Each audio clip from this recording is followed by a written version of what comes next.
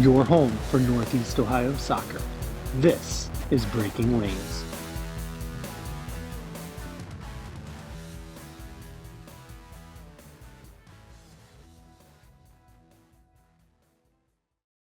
Welcome back to the Breaking Lanes podcast. I'm your host, Logan Congrove, and joining me for episode 2 is Skyler Huda. Skyler, thank you so much for taking the time. Thanks for having me. I'm super excited. Absolutely.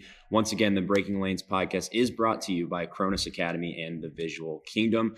Skyler, I'm super excited to talk to you about your career. Let's waste no time, as I always say, and jump right into it. Talk a little bit about yourself and how soccer came to you. Yeah, so my name is Skyler Huda. I am one of the lead trainers here at Kronis Academy, and I'm also a grad assistant at Malone University. And then previously, I was an assistant coach for Poland Seminary in high school, which is kind of by the Youngstown area, if you guys are familiar. But other than that, that's how I got into soccer. I started playing when I was about 4 to 5 years old, just how usually almost all soccer prospects decide to come. But it usually goes how, how your parents usually are your coaches. Sure. And it was my dad. My dad was my coach. And of course, I was just running around kicking ball. I'm not sure how it came to me. It wasn't till I was probably in second grade, third grade, where the goalkeeping position was brought to me. Because besides the goalkeeping position, I was a defender. But then I found out that, goalkeepers don't run. Perfect. This is the position for me. So one of our, at my rec travel league, one of our goalkeepers got hurt, and they're like, who wants to be a goalie? And of course, the shortest person on my team was me. And I was like, I do. I want to be the goalkeeper. So I ran in, used the only pair of gloves they had left. They were probably 10 times the size of my hand. And I got in there and I loved it. And ever since that, I was like, I want to take up the goalkeeping position. And so I started doing that, started getting involved in club soccer, more rec leagues. So I started getting into club probably around the 6th, 7th grade also, just because I was more into it. I knew that's what I wanted to do. And then my dad was kind of just like the outlet for me, like, hey, let's do this. Let's look at this. And he pushed me to be where I am today. So it was great just to go up like that. Awesome. So talk a little bit about high school for you. You were at Cardinal Mooney, you won 2 district championships. Talk about that experience and how it prepared you to move on to the next level. Yeah, so I went to Cardinal Mooney, which is a private high school in the Youngstown area. I went there just because I knew if I went to my public school, I wasn't going to play because they had a senior goalie.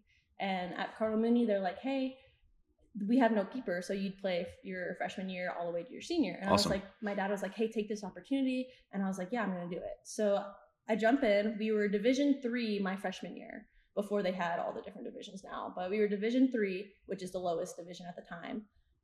Really small school. We had a great team. One of the seniors I had actually went on to play at Michigan. Her name was Lily Philbin. Oh, wow. Chris Philbin, if you know who Chris Philbin I do. is. Yep. So Chris Philbin's sister. She was great, complete all-star. And we were able, my district championship my freshman year, we actually went in to play Ursuline, which is our rival team. And it was raining. It was terrible. It was a rainy game. And I remember it came down to this free kick outside of the box. And I strictly remember Lizzie Philbin turned into me and was like, let's go. And I was like, oh my God. And of course, me being a freshman, I was so scared. We're playing our rivals. There's 2 minutes left. I get this free kick outside of the box. I'm like, freshman jitters all over, and I ended up making this huge save, and little did we know we ended up winning that game. And just everyone was so excited. I felt so just the drive of just this is why I play. This is great. Our team was amazing. Flash forward to my junior year. Junior year is when we won. We actually moved up to Division II. So we were like, there's so much more on the line, better competition. So we get to Division II championship, and we play West Branch. We played West Branch in the Warren area, and they were seeded number 1, and we were seeded number 7. So we already had stuff going on the line. The districts didn't vote us so high, so we're like, we're gonna make a statement today. Sure. And that was probably one of the best games I've had in my life, I would say. It was just we scored on a PK and a corner, and it was I think 2-0 or 2-1. I can't really remember, but that game was monumental just because we were the underdogs, and it was just winning that game and all the high energy.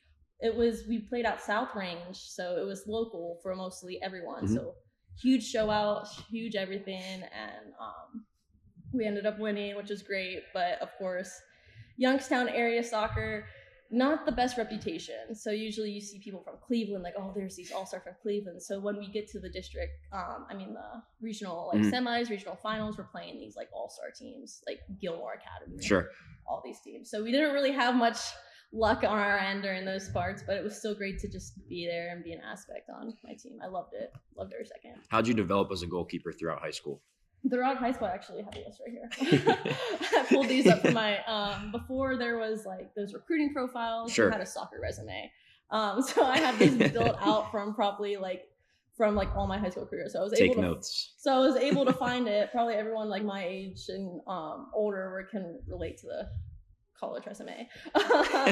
So throughout high school, I had 437 saves, which is more than 100 each year. Wow. 31 shutouts. I won all Tri-County honorable mention my sophomore year, all Tri-County first team my junior year, and then all district my senior year. Just because to be in a big district, it's like I'm still appreciated with all my accolades because I feel like high school is like that moment on what developed me into who I was in a college player and my route into college. So I feel like it helped me learn just the competition. Obviously, high school competition is a little bit different Sure. than club and college, but I think truly if I got the best development at Cardinal Mini, then I feel like if I were to go anywhere else. Kind of going off what you just said, talk about how high school is different from club. What type of development do you get in high school that you might not see in club that kind of differs? Yeah, so I would say club being like you're having the best of the best players in club, like you're picking the best people from all like the areas coming around. Especially when I played at the time, ECNL really wasn't a huge thing. Sure. It was like composite teams. It was just like the A team, the B team. And sure, there's still some of those out there today, but it wasn't as like intense. But when I played, I would say the competition's still in club, high intensity because you got the best players in the area. Sure. High school, you got the people that are like, I don't know if I want to play. This is just for like more of the fun aspect. Let me just go out. But then you also have those players on high school that were like, I want to be the best as I can. I want our team to go far. I want to represent my community. Want to represent this. And you just have more on your shoulders just to represent your community. And in club, you have that, your club seal, you're representing your club and your team all around. So I would say just the competition and development in high school is just a little less competitive. Unlike club where it's like super competitive, there's college coaches watching you, and in high school I feel like you have to reach out to Sure. your future potential college teams to have them come out and watch you play. Whether in club, it's a lot easier to get in contact with college coaches because there's showcases you can go to, there's like all those stuff. Sure. Yeah. What was your personal experience like with club?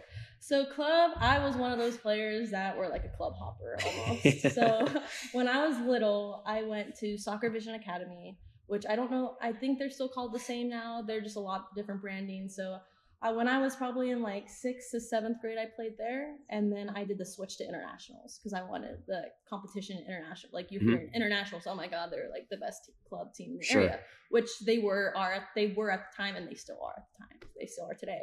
So I played there for a while. So I played internationals for a while and then it just got hard with my schedules because I came from Youngstown to all the way to Medina. Oh, wow. Which was like 2.5 hour drive there. So it was hard for me and I got out of school at like 3 p.m. Yeah. So I would have to get out of school, get in my club gear and start going to Medina. And it just got to the point we ended up switching our practices to an earlier time at like 5. And I was like, I can't. I called the coach. I was like, hey, I can't get here in time. Like, what do you want me to do? He's like, oh, just train with the younger girls. And I was like, there's like a 3-year age gap. I was like, so then I was like, you know what? I think my time here has come to a close. So then I ended up stopping club and I was like, I went through this like midlife crisis in soccer world where I'm like, do I even want to play club? Do I just want to stay at like train at Kronis and just that strictly be it and then just go to ID camps? Sure. But that wasn't the case. I was like, you know what? There was this local club team by me where it wasn't SVA, but it was TCSC. Usually they're like the rivals. So I went to TCSC, Tri-County Sports Complex, with Muhammad Fard was my club coach. Went there. It was great. Obviously, we weren't the best club team, but as a goalie, that's like, I'm like, okay, I can just work on making saves, getting shot on. I thought that was the best for me, and it was great. I just did that club, came to Kronis. went to ID camps, and kind of just settled at Tri-County Sports Complex, TCSC. That's where it came to be. So once you get done with high school, you get done with club, you head to Hiram. Before we talk about your career at Hiram, talk about the recruiting process. How did you find Hiram, or how did they find you? Yeah, so it was actually funny. I tried out different divisions. I tried out D1, D2, D3, and I never really branched into NAIA, just strictly Sure. the D1, 2 to 3. I tried out some. I tried Purdue. I tried West Virginia. West Virginia was beautiful, and then some D2 schools, Slippery Rock, Fairmont State, all those ones. Didn't really like the D2 realm. I don't know if it was I have no idea. It wasn't me. I didn't step on campus and felt like, oh, this is me. Sure. So I was like, scratch that. And it got to the point when I went to so many ID camps that I look at my dad. I'm like, Dad, I don't know if this is something I want to do. Like, I'm not finding a school. Let me just go to Youngstown State right down the street. And my dad's like, how about you try Hiram? And I was like, where's that at? I was like, where's that at? He's like, it's this D3 school, probably an hour and 10 minutes away from our house. Just give it a try. There's an ID camp. I was like, and to the point I'm like so annoyed. I was like, Dad, I don't want to do this. And I was like, but I'll go. I'm like, whatever, I'll try it out. Step on campus. Right when I stepped on campus, I was like, wow, I love this school. I loved it for the academics. I loved it for the professors, the atmosphere. It was small. And if you know Hiram, it's kind of in the middle of nowhere. So I'm Sure. driving there. I'm like, Dad, where is this campus at? I'm like, are we in the fields? And then all of a sudden you're driving, and then it's campus. And then you drive a little bit out and you're like, no man's land. I'm like, this is kind of cool, even though they're a little far drive to a Chipotle. But I was like, this is really cool. So I ended up getting in touch with Michael Kronis, who was the coach at the time. Talking to him after the ID camp, he's like, hey, I want you to come back again. I was like, sign me up. I'm like, for sure, I'm going to be here. So little down the road, couple phone calls with Coach Kronis and Coach Cheryl Bell, which was the assistant coach at the time. And then I come on campus again for another ID camp. And then everything went good, loved it still, met a couple people, met future incoming freshmen that were going to be in my grade. It was great. And then ended up leaving after that ID camp feeling so good. I'm like, this is it. And then Michael Kronis calls me one day and was like, hey, would you like to play? And I was like, yeah, I do. Like, hell yeah, I want to play. And so I committed verbally on the phone, and I just remember bawling my eyes out, like, oh my God, I made it. Like, I made it. I wanted to play here. This is great. And I knew I didn't want, I think also part of it was D1, D2, a little more focused on soccer. Sure. I'm not saying D3 isn't, but it's a lot less you get a little back. bit more time. Yeah, you have a little more time to yourself. Spring season isn't as intense. You aren't traveling across the country. You aren't taking flights, missing classes. Everything was nice, and that's kind of what I wanted. So I would say just some tips as a player for future players. I would say just finding out what you want to do, finding out if you want to pursue your degree, if you want to go professional, of course, D1 level for sure. Get used to that intense environment, used to that playing level. But just knowing, I would just say go for the campus, don't go for the team. I always told myself if I were to quit soccer, I would still go to Hiram. And I feel like most people are like, I'm not quitting and I'm going to go somewhere else. Sure. I went strictly for the school, and that's what I recommend for everyone. Go for the school. Don't go for the team. Don't go for the coach, because my time at Hiram, I've been through 3 coaches. Wow. Michael Kronis ended up going into my sophomore year 3 weeks before move-in. I remember all of us were going nuts. We're like, oh my God, we're not going to have a team.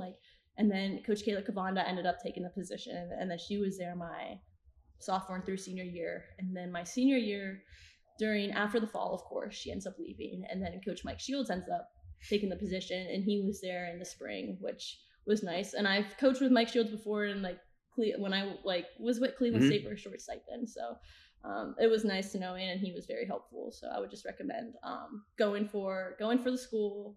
Don't go for the team coaches or anything, because they can always leave. But I would always say you found the right school when you can say, if I were to quit, I'm still going to go to the school. So it was very nice. What's that adversity like that you have to overcome going through 3 different coaches, especially when you're younger, you're in a new program, new environment? How do you as a team or as a player deal with that?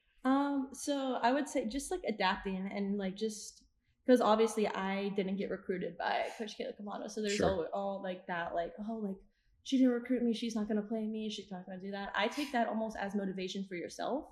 Like, okay, this is the time for me to prove I'm the best at what I do. So just being able to go in with an open mind, establishing that relationship with the coach right away. Don't like just be like, oh my God, I'm scared. Like, no, like go and make a name for yourself. Prove every training session, like I'm going to be the best at what I am, and this is how I'm going to do it.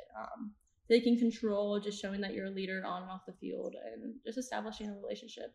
Of course, it's hard going through like the different, like just like the change of environment, seeing what their values are, and going through and just creating a team culture. It could be hard just because there's different head leaders at the time, but just as a team, you guys know what you want, what you guys like, what you guys don't like, and just trying to incorporate that with the coach. Like just telling this is like how we are, this is the things we need to work on.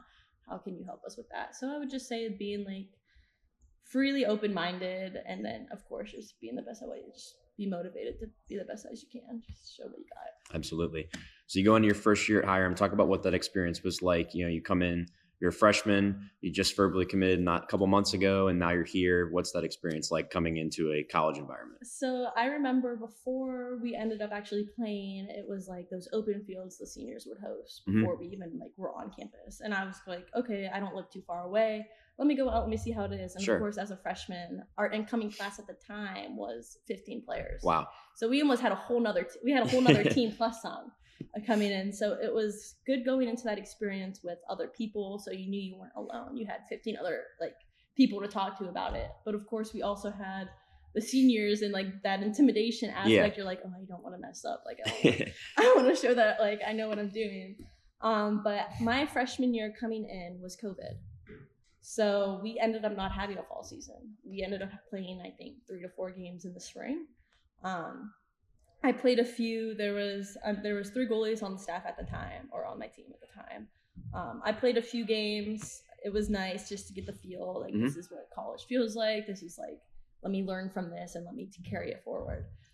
But COVID year, we couldn't really do much. We had like 5 player sessions like every day. You had to sign up for a time. You had to take your temperature before you're like doing this, and it was definitely a shift. So we ended up actually, I would say we were more in the gym than we were on the field just because of COVID and how it was. It was very weird. But luckily we were able to play 4 games. But I wouldn't say my college career didn't really start till sophomore year, because that was when COVID was out the door. It was like, okay, now I'm ready. This is what it's like.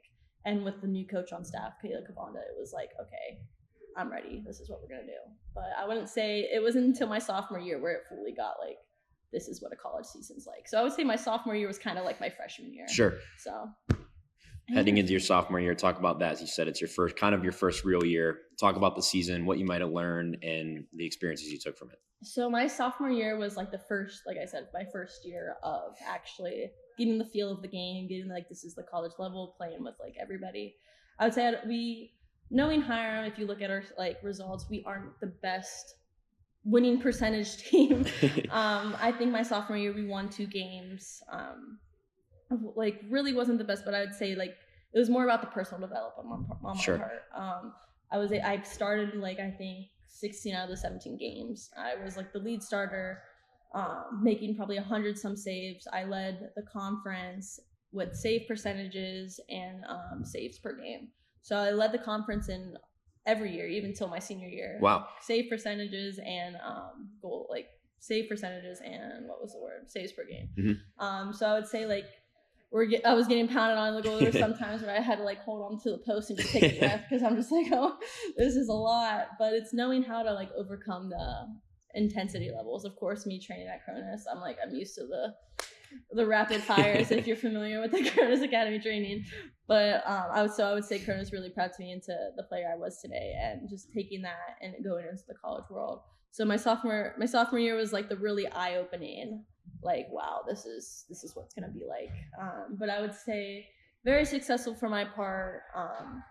And just moving forward, I would say my sophomore year was one of the better years. Compared, my best year I would say was my senior year, and my junior year was like the comeback. Here we go. But it was definitely fun. My team was great. But yeah, I love the school. So you're about to exit your time in college. Talk about how your senior season wrapped up and what was kind of going through your head about what's next. So my senior season, I just wanted to go out there and be like, okay, I'm just going to strictly have fun. This is my last year. I want to go out with a bang, like enjoy my time last year as like a student athlete. So I was like, let me just go out, have fun. And how I ended up getting second team All Ohio. I ended up getting athlete of the week for our conference, NCAC. Led in save percentages, led in saves per game. I finished my career with 394 saves, which was third in Hiram history. Awesome. And I actually have a couple more. Hold on, got the receipts. Yeah, the receipts. Yeah. So I was in, and like throughout all of Hiram, third in saves per game, which I had 8.4. Third for the most wins, which was 8. Tied for second in shutouts, which I had was 8, and then I also won the third team all conference, which was like another big accolade as a Hiram student athlete. And then of course we have our own little Terriers of the Week, and I won that a couple times. So it was nice finally seeing my hard work pay off, and like just finally getting to like tip my cap to my career. And it was great. I had a great team my senior year, so I was definitely sad about leaving, but I was glad that I was able to leave a little mark on my school. So before we go into your transition to coaching, talk about how you found Kronis Academy. Obviously, you've mentioned it a couple of times. Maybe for the listeners that don't know, talk about what Kronis Academy is and how it came to you. So Kronis Academy is an elite, I would say, the best goalkeeping training facility in the entire world, in the entire country. It's basically a high intense training center where you get high repetitions in a small group training atmosphere. You're training with maybe 3 to 4 kids each session. So you're getting a lot of reps, a lot of countless reps. You'll probably leave out of there sweating, like maybe you might crawl out of there at some points, because I know I felt like that at some point. But how I found Kronis Academy was, I don't even think it was called Kronis Academy when I found it. Oh, wow. I was in 6th grade. It was actually when I met Coach Anton, and Anton's one of the co-founders, but I've met Anton at an ODP, Ohio Development training. I was at an All Ohio select-in, and he was the goalie coach at the time. So I saw him over there, and if you're an OG Kronis member, you'd recognize the boxes. So we would do boxes. I like little footwork on the boxes, and then you would go into a save. But I saw Kira Sarka there, and she was going through it, and it was just him and her like going to the training. And then I walk up all like scared as can be. I'm like, what is this tremosity that I'm about to walk into? And I ended up loving it. I loved Anton as a coach, loved him as a mentor. And I don't know if it was my dad or if it was Anton who approached one another and was like, hey, here, I have training up in Cleveland. We would love for you to come out. So I went up. It was in Bedford Heights, and it was at the Force in Bedford Heights.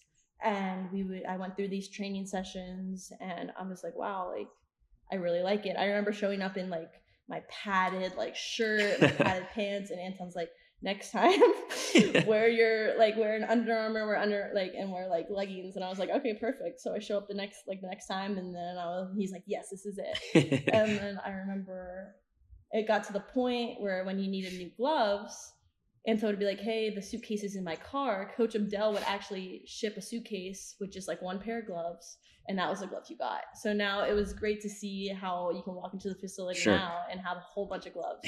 My first pair of gloves, forgive me, Coach Abdel, I don't know what they're called, but they were blue, and it had a blue palm and a red outline, and that was the very first pair of Kronis gloves I've had compared to the million I probably have now. But it's great to see how it was back then, and watching like Coach Anton and Coach Abdel evolve into what it is today, and having multiple facilities around the world, and being able to be like, wow, like I used to train over here and now I'm over here. So it's been a while. So me and Coach Anton go way back. It's great to be like where I'm at now and respecting him as a fellow staff member now instead of just a player. Talk about how that came to be. You finally kind of decided you didn't want to be a coach. What was that conversation like with Anton? So it was my freshman year of college where I was starting to look into my coaching license. I didn't know my steps, and I know Coach Anton had his A license. So I was like, this guy, like, sure, look him up to as like a father figure. Let me call him up. Let me see what he thinks. And he was like, I call him up. I'm like, hey, I'm thinking about getting my coaching license. What are the steps? What should I do? what do you recommend? And he's like 100% get your coaching license. Here are the steps. And he's like, if you want experience, for sure, come and coach for us. And how it was, I used to like coach and then training sessions like right after. So I helped doing that just a little bit. The first couple of days I'd mentor, like I didn't touch a machine, didn't touch a ball, but I was just right there with my iPad taking notes. It was almost as my internship at the time. So I like took notes.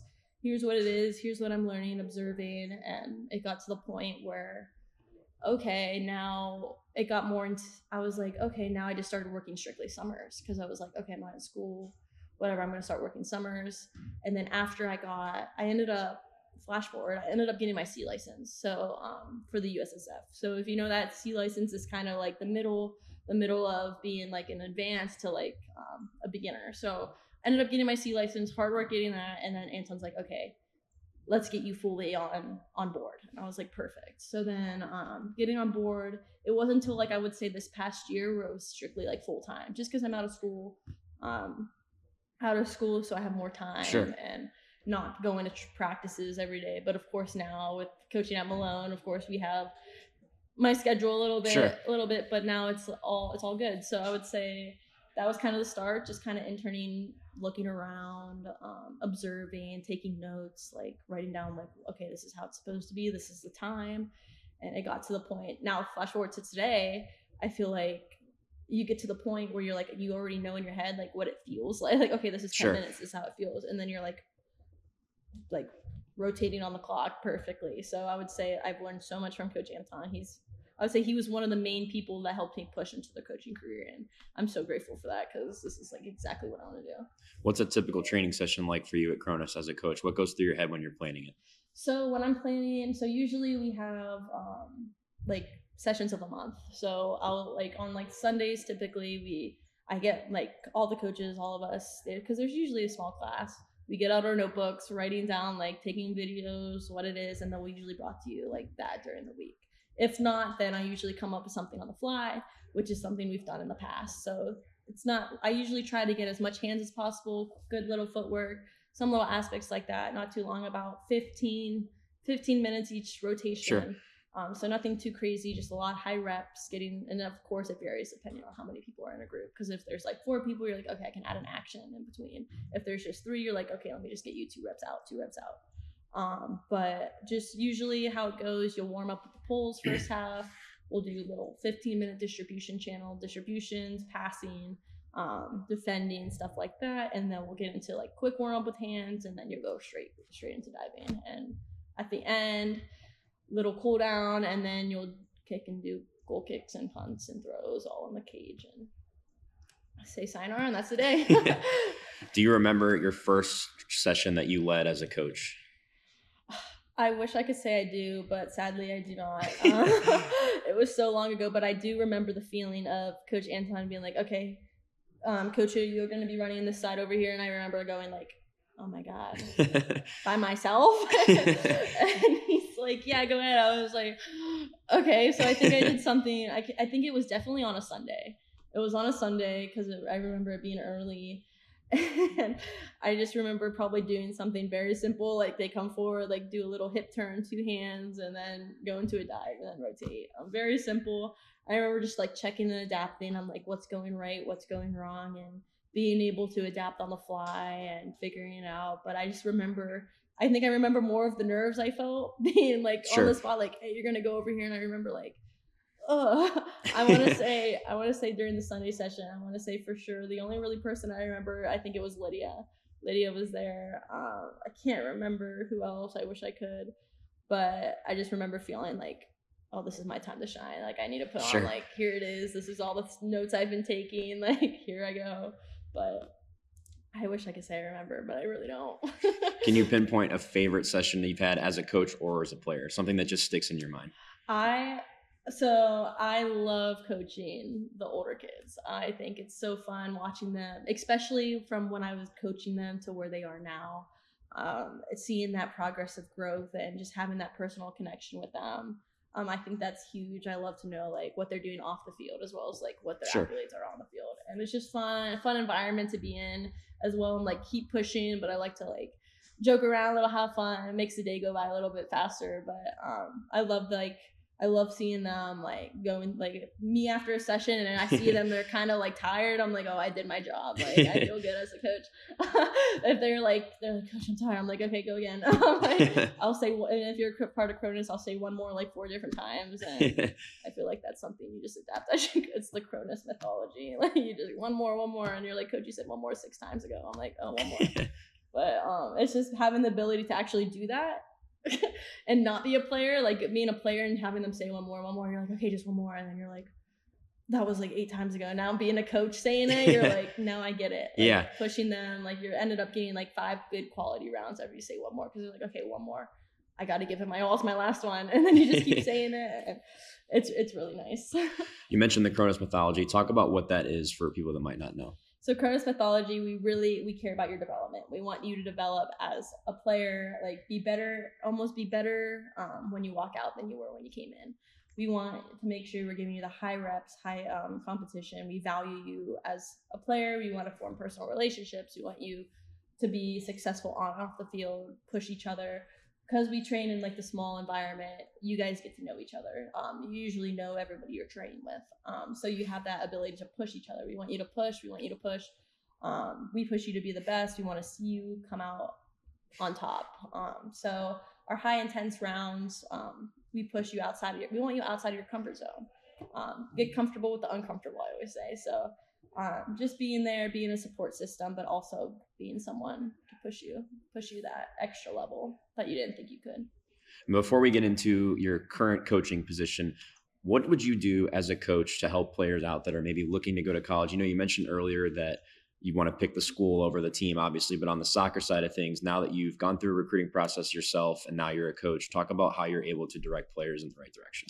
So I usually ask if they know what they want to major in. If they don't, if they know what they want to major in, I'll usually have them tell them, be like, okay, look up good schools.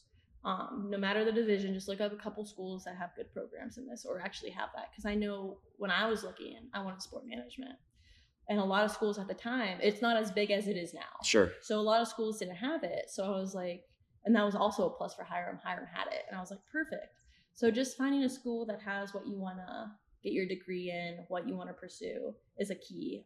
So pushing them into that. If they don't know necessarily what they want, I'm like, okay, what are you looking at in a school? Are you looking for a big class size, small class size? Do you want to know your professor? Do you not really want to know your professor? Sure. Because the environment's different. Because if you go to a small campus, you're looking at like maybe 10, 15 kids in a classroom. Or if you go to a Big Ten school like Ohio State or like even like Kent or anything like that, you have probably like 40, 50 kids. Sure. Or even like 100 in your lecture hall. And you're like, I don't really even have to go. Yeah. And go to class, kids. Yeah, go to class. But I know like what I was looking for, I didn't really go to a big high school. I graduated with like 98 people. So not too big. Yeah. So not too big. So I knew I didn't really want to go to a big school.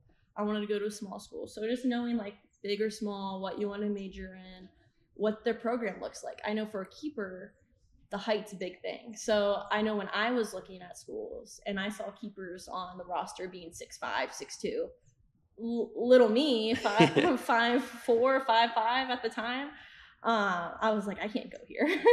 I'm like, they're not going to recruit me. So finding a school, like, of course, if you're on like the taller end, congrats, you probably have more lenient. But if you're looking like, if you're a small keeper under probably like 6 foot, 5'10" or anything like that, just looking at like, those are the small little aspects you want to look for. Even if you're a field player, I know some schools typically, if you're a center back, some people tend to look for taller people and shorter people. So it just like looking at the little things like that, just doing research on the school. Like if you want to reach out to the coach, talk about something you're interested in, talk about something you like about the school, talk about like what you liked about the program. Like you want the coach to look like you did research into their school.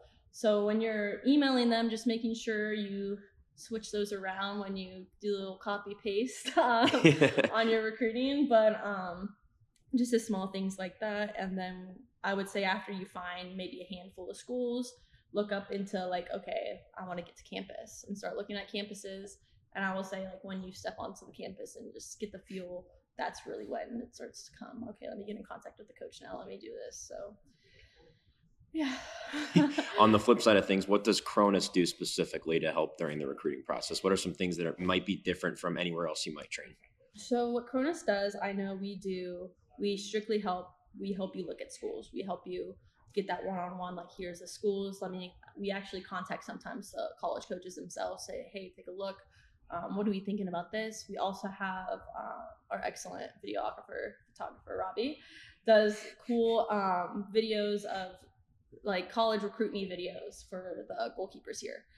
So you can just easily send that to the coach and help them get that first real feel of, okay, this is what I'm good at. Like was what I excel in. And Robby does a really great job in emphasizing those your accolades and your successes. So we do that. We just communicate. So we really try to help you push into the college level because we would love all our athletes to get there and feel the pride on going to the next level.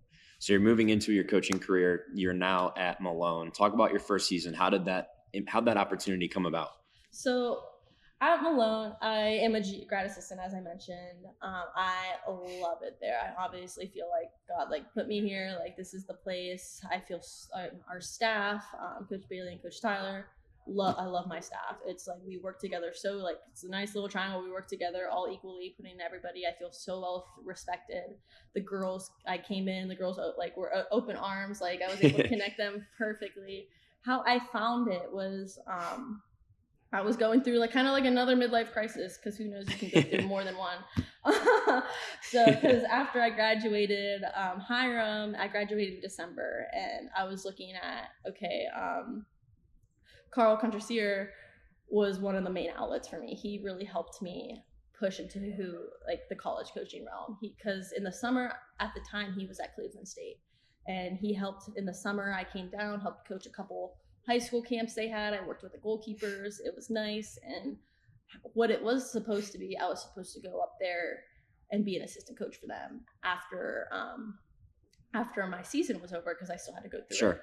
But because the coaching role is so hit or miss, that ended up not happening because of new coaches on staff and all that stuff. And so Carl ended up finding a new job at Case Western, and I was like, where do I go? So then I started looking, and Carl starts sending me check out this place, here's this place. So Carl helped me, and then also Mike Shields at Hiram. So when he was in, he was hired coach at the time. I went in his office a couple times, and he's like, here are GA spots that are being offered on the NCAA market on here. Here are the ones that really, he told me basically what to do and where, how to get approached there. So taking Carl's information, taking Mike's information, and putting them all together, I finally came to the ends of finding I had a couple GA offers, couple GAs that I were looking at, and Malone I felt like the best fit for me. When I went on campus, I was like, this is great. When's my first day? So ended up coming on campus in July, not at the end of July, maybe early August, because after the Kronis camp, that was kind of my send-off into the coaching realm. So hopped on campus right away, started getting prepped everything for the girls before they came, and just getting that first feel of the logistics of things in the college world. I'm like, wow, this is actually something I really want to do. Yeah. And going through season, we had a great season. So this was actually the best season Malone had since 2009. And we actually had a tournament run, which was one of the first times. Also, let me pull up another card for here. So our record was 9-8-1, that would be a save percentage of about 53%. Awesome. So it was really good being part of that atmosphere of winning and seeing the girls excited. Seeing the girls excited is what makes me excited. So I'm like, this is great. Yeah. And the keepers I worked with, Amelia and Ava, loved them. They were great. They made me feel appreciated. They were listening. This is what drives me to be I'm like, this is it. They're fun to be around. They're I feel like goalies have a personality. We have our own little personality compared to everyone else. So it was great to be part of the weirdness of being a keeper. How we have, because of Malone being a Christian university, we're also part of the NCCAA, which is the Christian, our Christian gotcha. conference. We were actually ranked 7th, which was huge because we were never really ranked before. Mhm. So it was huge being part of that. So we were like, oh my God, we're ranked 7th. This is great. Yeah. And we were actually in the beginning of the season when we were like, I think we were like 5-0 at the time. We were actually ranked 7th in the Midwest region. Wow. Which was the first time ever Malone has been ranked. So it was like seeing that success, seeing like the accolades roll on. We're all like, this is what it's about. And we were with our tournament run, we had to beat Walsh, and you were at the game. I was at that game. You were at the game. This was a fantastic game. It was a crazy game, and we didn't know it at the time. We thought we just needed Ohio Dominican to lose against Cedarville. Mm-hmm. And Cedarville being one of the best people in our conference, we're like, okay, this is most likely we're already in the tournament. And it wasn't until the second half, probably midway through the second half, when our assistant coach came up to us and was like, we need to win this game. And we're like, me and the head coach looked at each other, we're like, why? They're like, Ohio Dominican's up 1-0. Wow. And we're like, oh my gosh, there's like 10 minutes on the clock. Longest 10 minutes of my life, by the way. It's 2-0. And then all of a sudden Walsh scores. It's 2-1. And of course, it was hectic the rest of the game. I'm over here like biting my nails. Like, there was a lot of people at that game. A lot of people at the game. And we're like, oh my gosh. And spoiler alert, we won. And that punched our ticket into the tournament play, which was tied for the best result in tied for the best result in our like GMAT conference. Wow. In standing. So we were 6th. That was the second best in our standing in our program alone. So a lot of accolades. We felt on our way to Michigan to play Northwood. We're all like we're like, we're made it. We're here. First half, impressive, impeccable. Like it's tied 0-0. Our girls are giving their all. Like we're pushing them. They're like the drive. Like they're like, we're here. And it wasn't until the second half, crappy call got called on us. They called a hand in the box. And the PK got scored, and it was just like almost that, are you kidding? Mm-hmm. Like, and it wasn't, I think on that kickoff, they end up scoring again. Wow. Like, just like that, like heads down. Like, and after that was kind of it's hard the to wrap. back. It was hard. It was a tough pill to swallow after that PK call. It was definitely, well, I don't know what it was, but it was definitely iffy. But it was just great to be there. Like we made it as a team. I was so proud of our girls, and I was so proud to be part of this experience, just because coming from Hiram, winning wasn't necessarily in our agenda. Sure. So coming to this team, winning, like feeling the taste, like, oh my gosh, being around the girls, so excited, like pushing them to be the best, and knowing I had part in some of our goalkeepers' developments was great. I have never been so proud. Our goalkeeper, Amelia Henderhan, actually won 2-time GMAC Athlete of the Week. Awesome. So it was great to feel that as a coach too, because I'm like, this is great. Like she deserves all of it. She had one hell of a season, and I give all props to her. Our other goalkeeper, Ava, Amelia, got hurt during before the games we played Walsh the first time. Mm-hmm.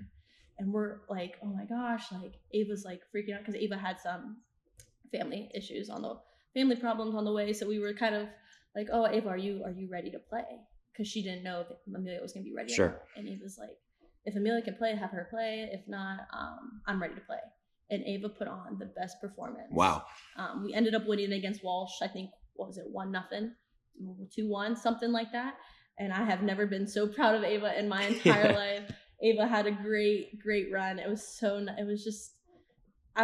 think tears were coming out of my eyes. Like I was so proud.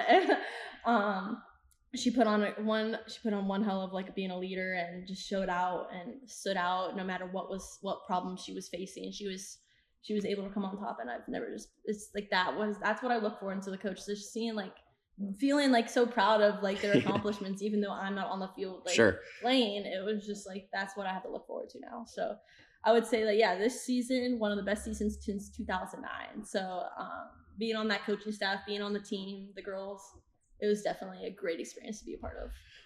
Two different perspectives. When you're in the goal and as a coach, how do you save or try to save a penalty kick? So so we try these all the time. Obviously, I let it I'm like, do whatever you feel like it's best if you have your own little way, because I know it's sometimes hard to adjust, especially at the college level of me not training. I've never trained sure the goalkeepers before. Like this was the first year I trained them, so I don't know. And of course, it's hard to break habits that you've been doing since, I don't know, like 20 some years now because you're in college. So I'm like, whatever works best for you. I usually, for me, what I like to do, I tend to, I like to cheat to one side. So they're like, oh, the goalie's like a little off center. Let me go this side. But I always look at their plantar foot or foot before they go, and just kind of like, you have that split second to figure out. I usually, like, most of the time I've been pretty successful. I've actually won. We won in PKs one time, and it was really nice. I've saved most of my PKs in college too. Just that split second of seeing where their kick's gonna go. Mm-hmm. I don't know. It's really hard. I know a lot of people have their different quirks and what they do. So I'm not gonna tell you, yo, you have to do this.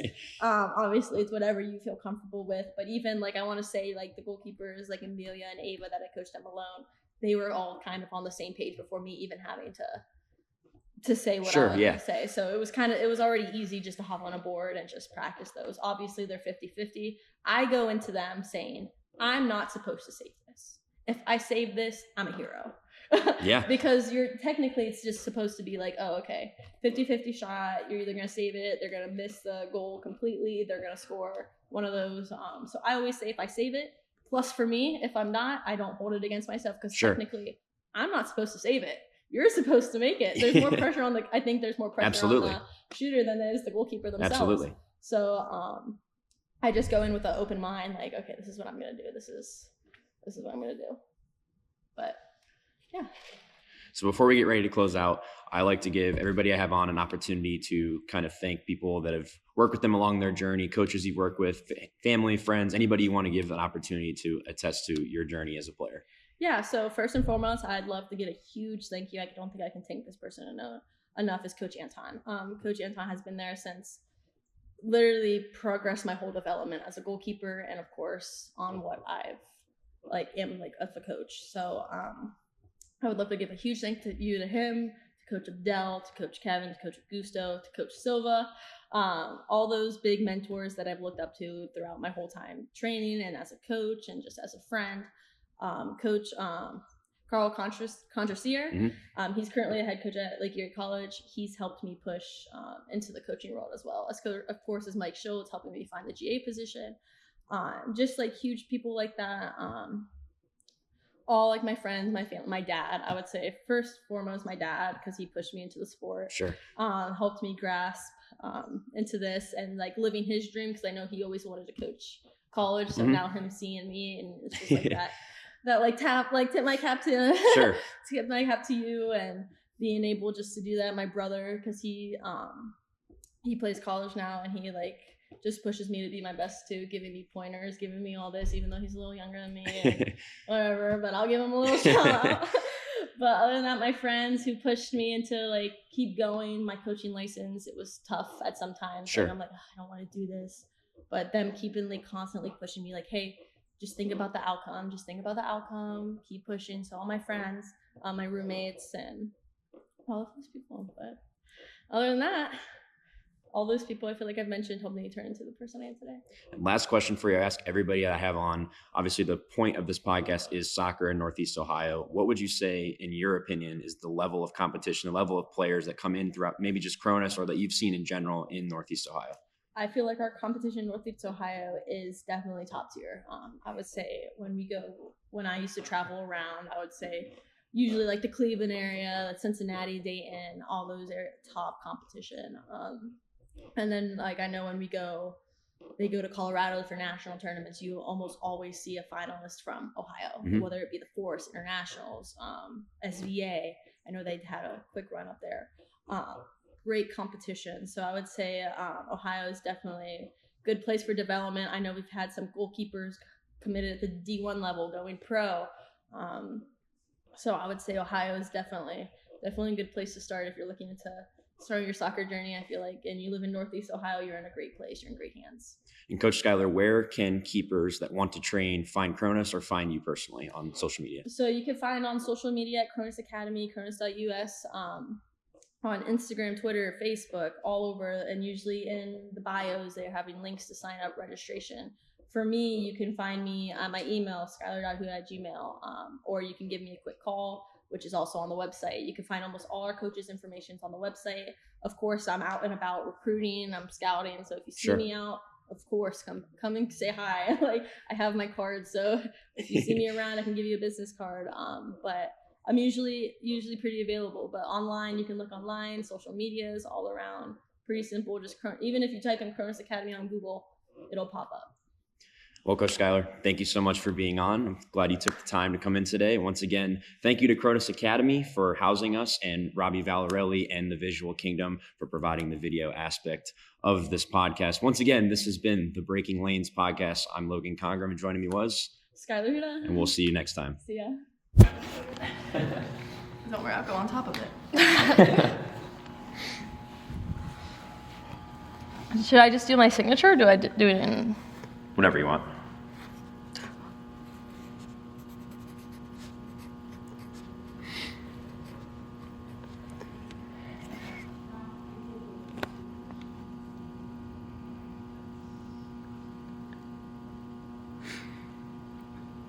Are you done?